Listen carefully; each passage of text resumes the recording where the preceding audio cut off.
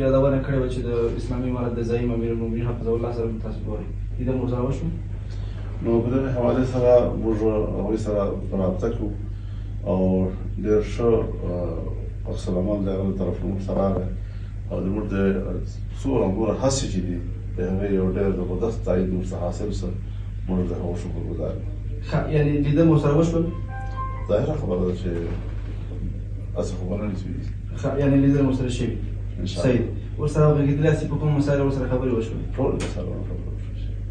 د دواړو ملکونو ترمنځ چې څومره مسایل دي زما اصل هدف او موږ الوفد چې کوم اصل هدف ده هغه دا و چې موږ په یوې مسلې کې ځان محصوره کړو